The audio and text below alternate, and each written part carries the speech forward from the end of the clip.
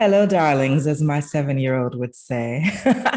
How you guys doing today? Come in, say hello. Let me know where you're watching from. If you're brand new to any video that I've ever done, hopefully you guys plan to stick around. Please be sure to hit the like, subscribe, share the video, do all that good stuff.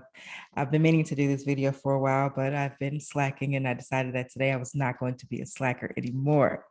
So I usually like to start these videos with highs and lows. This does not have to be anything traumatic, life-changing, life-threatening. Just it could be very light, very easy. So I'll go first as always. Please be sure to drop your highs and lows for the day, for the week, for the month into the comment section. Cool.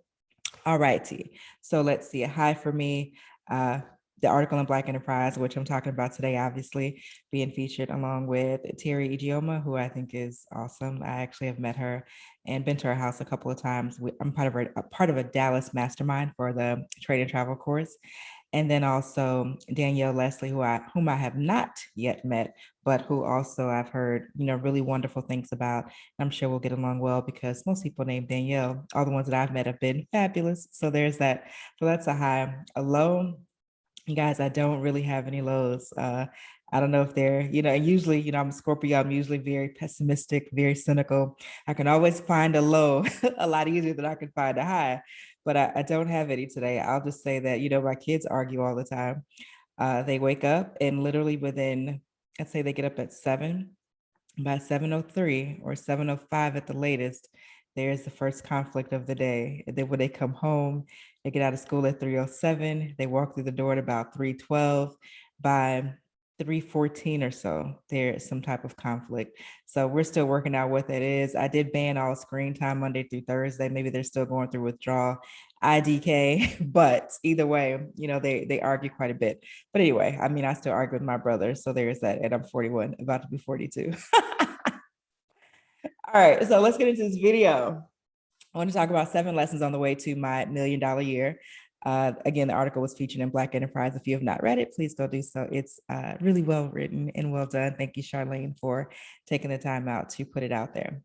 All right, so lesson number 1, don't be jealous, but do the work. Other entrepreneurs may have inferior products and services in your opinion, which may or may not be true. Other folks may make a shit ton of money with far inferior products and or services, which may or may not be true. However, being jealous will cost you your success. I was listening to J. Cole, and I forget what track it is on his latest release, and he said something along the lines of, I can't say I've never been, envious, but if I had stayed there, I'd never be rich. So obviously I'm messing the whole bar up. And 1 second, please.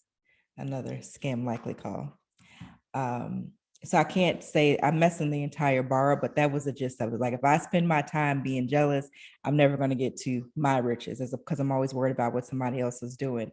I was listening to another podcast. I listen to Brooke Castillo a lot, and she is like, she ain't for everybody, but if you are, if you like the raw, uncut, you don't mind being gut punched, from time to time, I think that you would really like her. And she basically said, there is extreme comfort in familiarity, meaning you get a group of your friends together, your girls, your guys, and you're talking about how bad your kids are, how rough it is as an entrepreneur, how hard it is to make ends meet, how messed up the SBA is with these PPP and EIDL loans, and how they're screwing over legitimate business owners. But all the scammers seem to be coming through just fine. So there's extreme comfort in that. However, it ain't no growth. So you can sit around, have your sessions, talk your stuff and get all your complaints out, and you guys can feel good in that you're all complaining about the same thing, but ain't nobody growing from that. And once you get that lesson for real, you'll spend a lot less time doing that. So again, I've been there. I've been like, oh my gosh, this product is trash.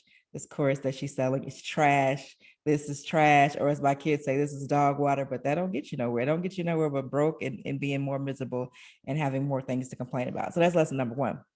Number 2, focus on one thing. I say this all the time, but it's worth saying again. More products and services does not mean more money. Okay. Doesn't mean more money.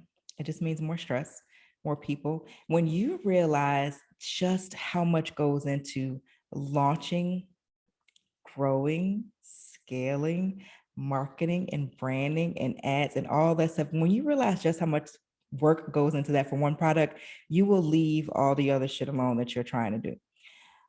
Because to do something really, really well, it takes an extensive amount of time. I didn't quite get that until like the last 18 months or so, but it takes a bunch of time and it takes some money. So you can do multiple streams of income. Everybody's like, oh, the average millionaire has 7 streams of income, blah, blah, blah. Whatever. Maybe they do, maybe they don't. But you can have those streams be related. So I'll use myself as an example. So there's the property preservation business that I have, which led into the property preservation online course, which I have, which led into the Baby Steps Financial Freedom ebook, which we've put out, which, and then piggybacking alongside that is the Tax Lane Basics program, which we no longer offer, but that is also kind of within the same realm. There is, membership options. They're all related to one primary product, though. You want to be known for, one thing. Some people think, property preservation. I want them to think of, oh, Danielle has a course. Some people think of stock trading. Most people think of, probably Terry's program, I Trade and Travel. People think of, how do I create my online course? People think of Danielle Leslie. So that's what you want in the marketplace. Confused people don't spend money. And I know that, I think we all know that intuitively. I know when I go to a place and there's too many options, there's too many things. Let's say I'm looking at for a bed or something, and the salesperson is showing me all these different options, and you can go online, you can do that. I'm like, okay, well, I guess I'll do nothing today because you've overwhelmed me and I don't know what to do. So I'm not gonna spend any money. So again, multiple streams of income are phenomenal, but you can have them all be related and still tying back into the one thing that you do. That's lesson number 2. Number 3, oh, this is gonna be so good. I can't wait. Find the right coach and be prepared to pay a lot. Coaching is not the same as mentorship or shadowing somebody. Like a lot of us use these words interchangeably. Mentorship, I usually think of as something that is not paid, which is why a lot of folks will send emails, say, hey, I'm looking for a mentor. No, you're not. You feel like you want to just get some stuff done for free. So I feel like certain scenarios lead to or better fit with coaching, better fit with mentorship, etc. Coaching is going to cost you quite a bit of money if you're, looking at a serious coach and someone who has a track record of success.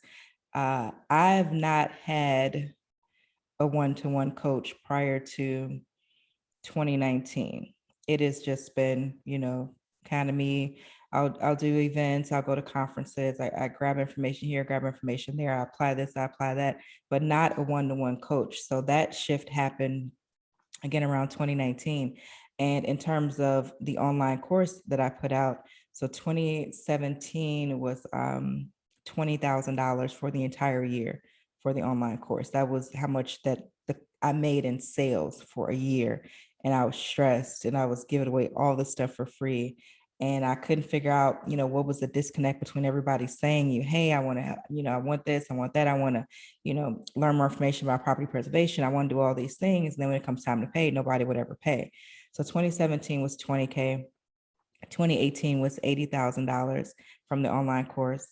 And then 2019, it went from $80,000 to $750,000. And then 2020 was the year that it crossed over $1 million. So again, 20K, 2017, 80K, 2018, 750K for 2019, and over $1 million in 2020. And the difference between 2018 and 2019 is when I started working with my now business partner, Thomas K.R. Stovall. And that was my coach. He was my coach. And I can say with full, complete transparency that when he told me his initial price, I think my response was somewhere along the lines of, you should probably get the fuck out of here. Like it was something along those lines, like, no. And then the price he gave me was actually a discount. So I was just sitting there like, man, I don't know what I've been doing, but I didn't, like, people pay this, like, this is unreal to me. But I'll tell you what the shift was. And it didn't take me long. Prior to us getting into a one-to-one coaching relationship, he would check in. He would say, hey, how are you doing? How's business? What are your goals? Have you thought about trying this? Have you thought about trying that? Are you open to help? And I would always be open to help, and I'd always, implement the things that he suggested, and they would always work. So there was a tremendous track record of, you know, right decisions and the right moves at the right time, which led to very real revenue. Even prior to hiring him as a one-to-one coach, I'd already made an extra, I don't know, 6 figures or so from another suggestion that he gave me, just kind of through email and text. So Thomas and I, we went to high school together, reconnected probably via Facebook. And, we've started work. Now we're partners. Prior to that, we were, working together in a one-to-one coaching relationship. And it has been transformative. Like I wish that I could show up for other people and have that type of shift the way that he has for me, all without, asking for, without being like petty, or a lot of people want to see you do well up until a certain point. And once you get to that point, they're kind of like, oh, well, you've done about as far as as I think you can go, or is like you've reached the level where I'm comfortable seeing you at, and they kind of scale back a little bit. He's never done that at any point in time. So it has been a fantastic, life-changing, honestly, relationship. And a lot of people throw these words around all the time. However, I do not. I do not use words like transformational and life-changing and empowering. Like that is not my vernacular. So when you hear me say it about working with Thomas, just know that I am 100% sincere when I say that. So that was a shift. And also, I do want to make sure that you understand that you actually have to be ready for a coach. Coaching is not, a lot of it is not fun. Anyone who's watching right now, if you've had a coach, please drop a comment or something below and let people know what your experience was working with your coach. A lot of it is like very irritating and annoying. And you're just like, what the fuck? Why did I pay for this? Like, I want out. Like you are pushed to levels that obviously you've never been, because if you could get to those levels on your own, then you wouldn't have needed a coach in the first place. But it is very, very uncomfortable. Your business is shaken up, your life is shaken up. You start to question a lot of different things. And you get tired. You're just like, I don't want to do this. Like this feels too hard. But if you can push past that, like it is phenomenal on the other side. But I do want to make it clear that coaching is not, sunshine and rainbows, and then you actually have to be ready. A lot of folks who make a request for a coach or a mentor, they're actually not ready at all, because they've literally done nothing.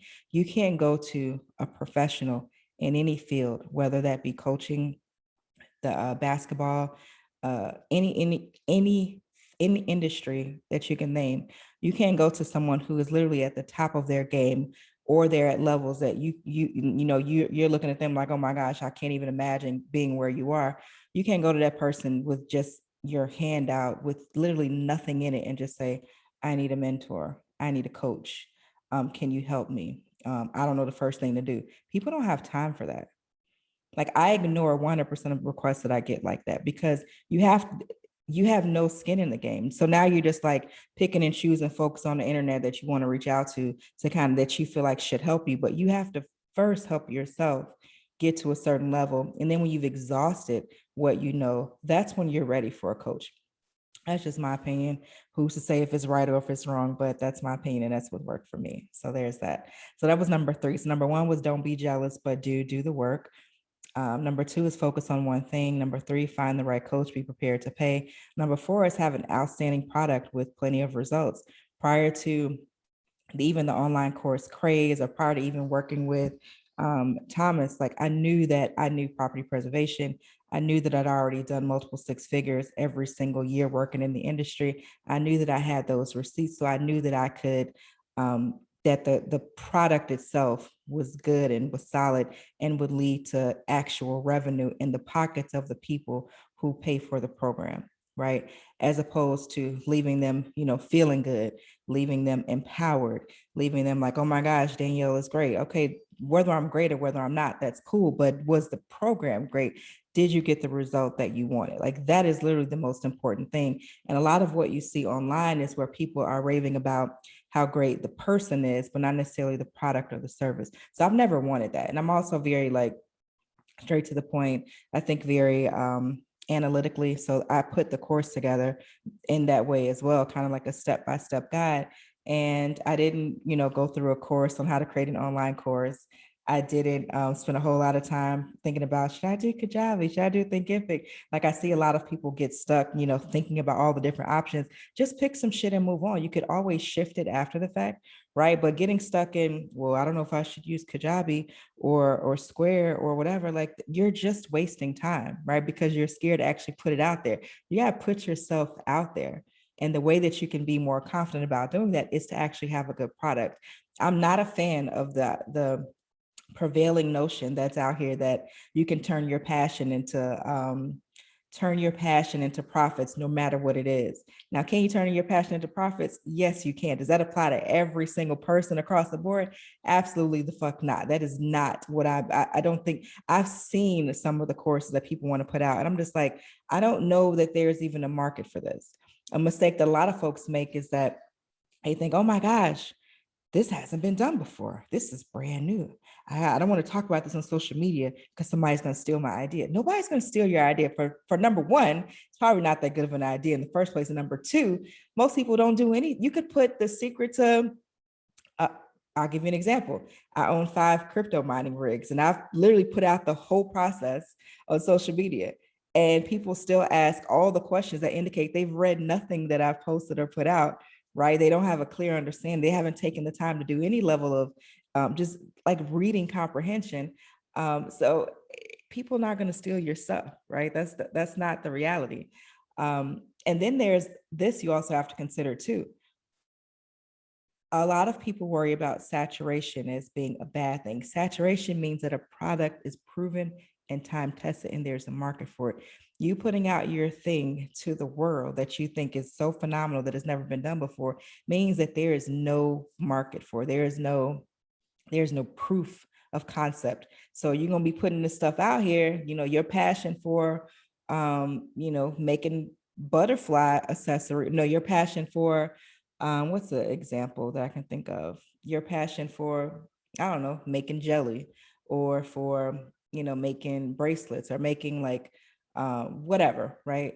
You're going to put that out there and you probably will have a very hard time because it hasn't been done before. And there's a very clear reason why it hasn't been done before. And that reason probably is that, it's a hard uphill battle. Okay, I'll leave it at that. That's number 4. Number 5. I love this point.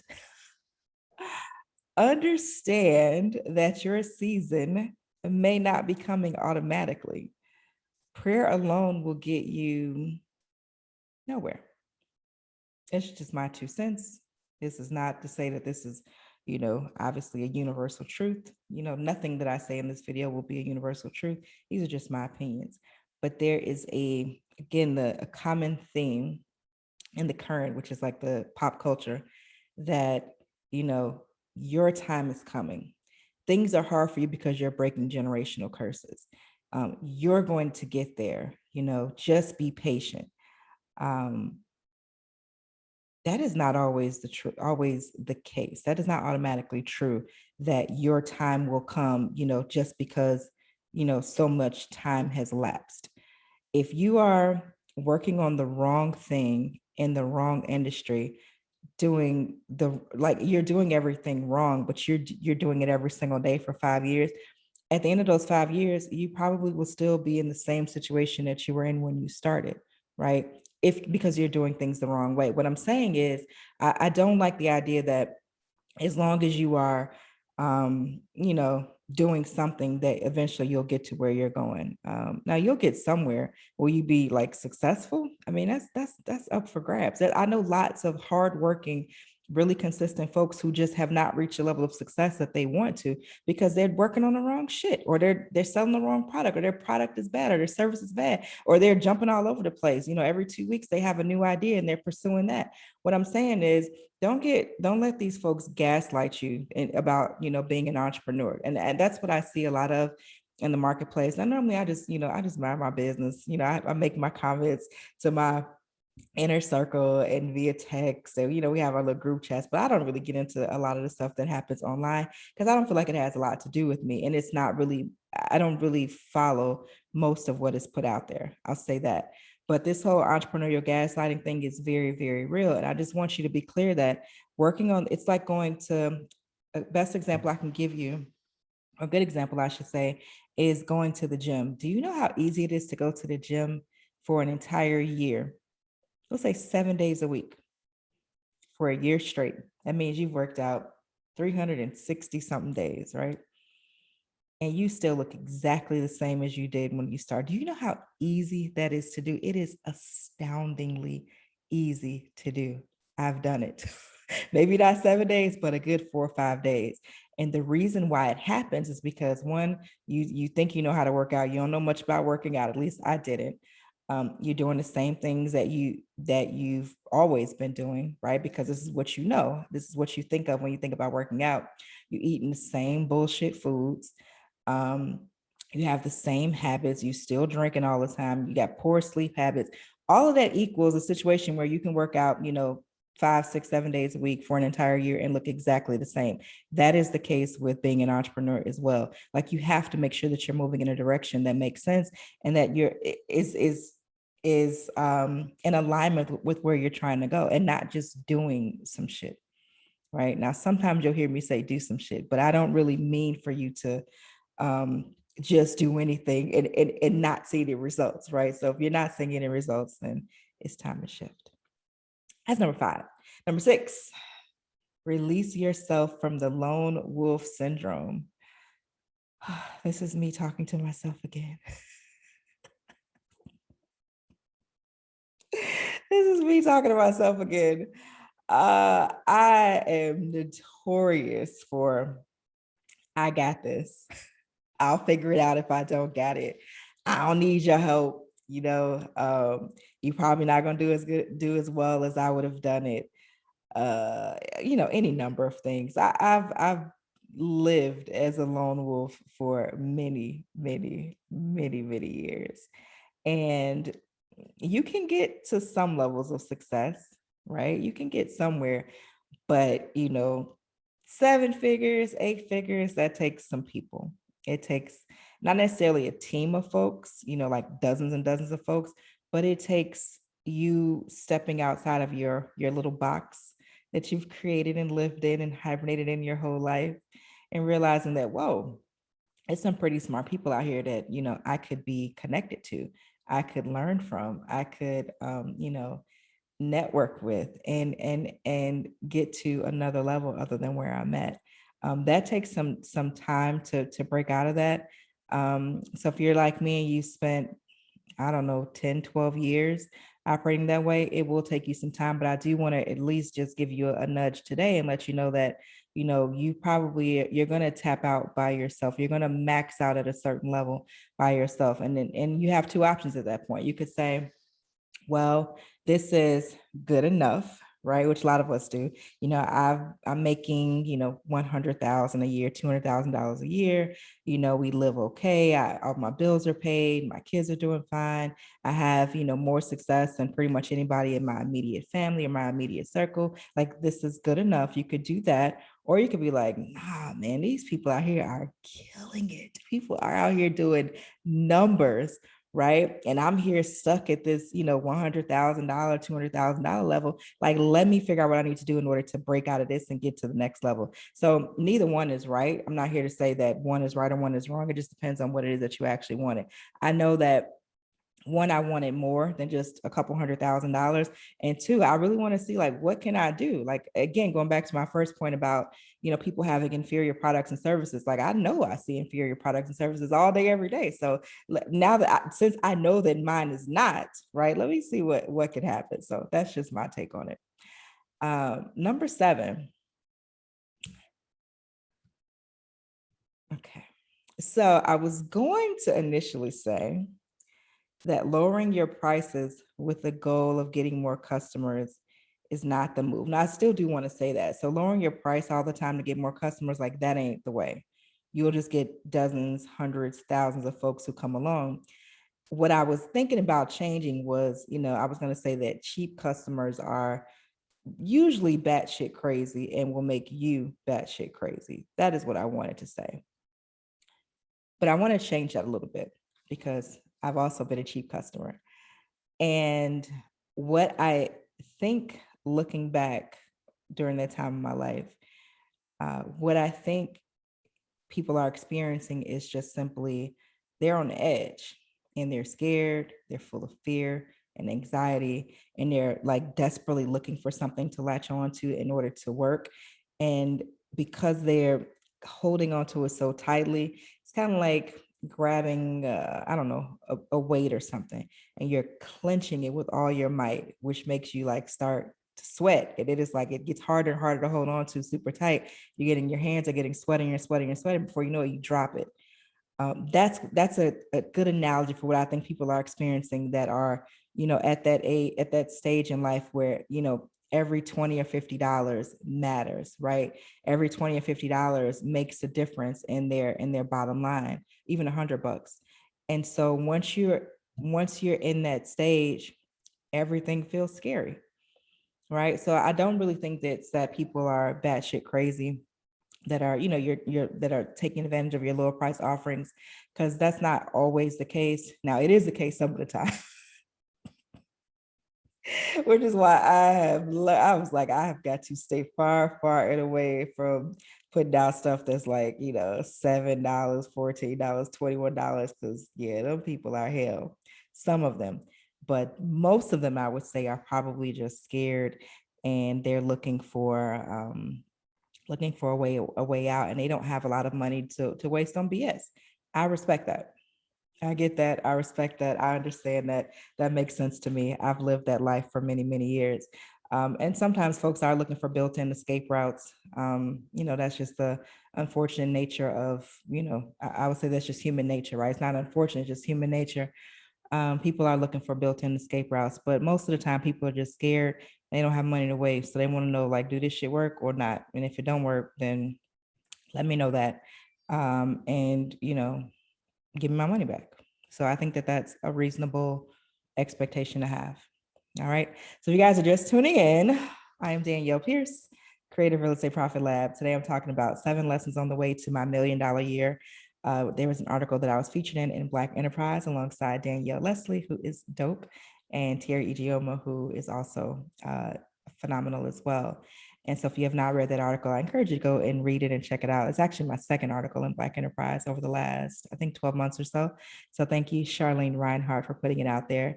Charlene is a strong proponent of investing for dividends. So if you don't follow her, I'd encourage you to Google her name, get on her email list, buy her book, which is on Amazon. Again, her name is Charlene Reinhardt. And she's also an author, an artist. Is it an author? An author, yes, for Black Enterprise. So please be sure to follow her as well. I'll run through the 7 lessons again for those of you who tuned in late for no reason. First one is don't be jealous, but do actually focus on doing your own work. And you can be a little bit jealous, right? Like, I think jealousy is a human emotion. You don't have to stay there, but it'll hit you from time to time. Just let it pass over you. Number 2, focus on one thing.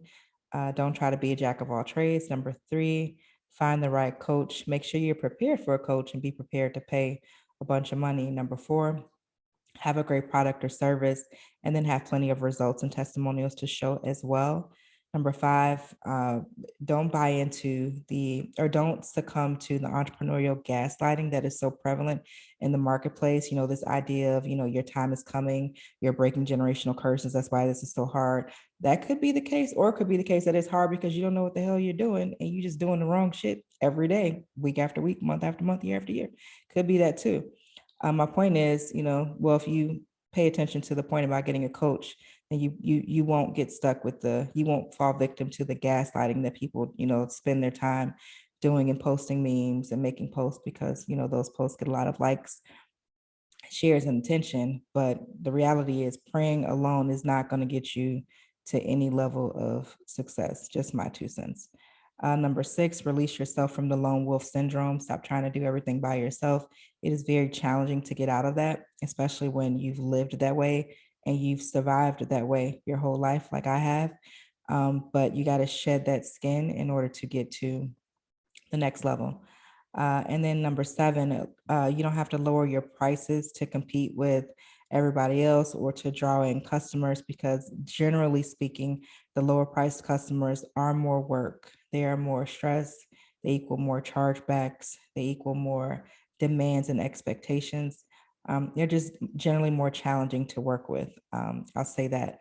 But in defense of people who are operating that way, a lot of folks are on the edge in spite of what you see on the news about how great, the housing market is and how the economy is recovering. It is really, really rough out here and it is challenging. So people are just simply, they don't have money to waste. They don't have time to waste. They want to know, does this product work? Does this product work? And if so, will it work for them? That's it. So again, I do respect that. Last thing I want to do, I want to spend a few minutes thanking every customer, YouTube subscriber, every person on our email list, every person that subscribes on Instagram, on Pinterest. I think TikTok, which I think I got like 78 subscribers. Y'all go follow me on TikTok to get me over 100 subscribers, because clearly I am not doing well with the algorithm. My TikTok is at Danielle Pierce. So please go do that if you have not already. But I want to thank every person who's ever, responded, commented, liked, shared a video. All the people who've left the reviews. We have, 100 reviews, 5-star reviews on Google, 100 on our online course platform, which is now Kajabi, and another close to 100 on Facebook on the business page, which is Danielle Pierce. So I do want to thank all of you for taking the time out to do that. Getting most of my audience is Black folks. I don't think that's any surprise there. So getting Black folks to leave consistently good reviews. I don't know if you guys know, this is a bit of a challenge. Actually, I shouldn't say Black folks. I think it's human nature. Like, we focus on, so we have a bad experience, we telling everybody. We have a great experience, we telling nobody. Usually. So the fact that we have so many, I'm really, really proud about and super thankful about as well. For those of you who have been sticking around since, when did I start this online thing? Maybe 2016, late 2016, early 2017. Thank you guys for hanging around and for following the journey and for, leaving positive feedback and comments along the way. It is extensively appreciated. All the folks in our property preservation program, the ones who have taken it and have done well, the ones who've taken it and have opted to do other things, the ones who've taken it and are, just getting started. I'm really proud of everyone who has decided to launch their business and or take the course, and especially those of you who are, rooting or moving forward in spite of like tremendous setbacks and issues and just life happening. I'm proud to see, you guys push through that. Of course, all the testimonials we have on our YouTube channel from the students who are doing $5, $6, $7, $10,000 per month. I thank you. Our tax lien program is discontinued, but every tax lien student who has, purchased a property, sold a property, purchased a property and subsequently sold it, purchased a property and renovated it, purchased a property and wholesaled it. We're able to take advantage of houses for like, a couple $1,000s or $500. Like, I'm really glad to have been, just a spark. Like, I never take full credit for anything because I don't think that that's how it works. I think that, you can be sparked or inspired. You can do that for other people and then they kind of go the rest of the way. So I'm very happy to be that for so many of you. Every purchase of our ebook, Baby Steps to Financial Freedom, all the positive reviews we've gotten about that. Our program Side Hustle Heavy, which is doing really, really well. We got a lot of folks out now that are actually deployed doing FEMA inspections and, generating money from the side hustles to get the property preservation program. So shout out to you guys for pulling that off. And again, every review, testimonial, positive feedback, negative feedback, I am super appreciative of it all. I definitely want to make sure that I close out the video with saying thank you, because nobody is required to do anything for you. to speak positively on your behalf, to leave positive feedback, to leave a positive comment. Nobody has to do anything. So the fact that so many of you do, I am ecstatic about. So I do have another announcement that I'll be making over the next couple of weeks or so in terms of a shift in the direction of the company, a new name, a new brand. It's going to be so, so, so good. So of course, it's still property preservation, that one of the programs that we'll be offering, but it'll be some other things to kind of round out the financial profile, so to speak. So I can't wait to talk to you guys more about that.